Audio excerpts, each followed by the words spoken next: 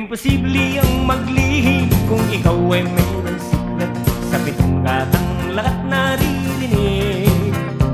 Kung ibig mong mabuhay ng tahimik na tahimik, magpatay-patay ang kabawat saglit.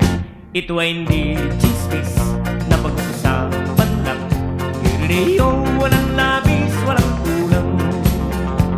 Itong aking inaawit, ang tama ay huwag magalit.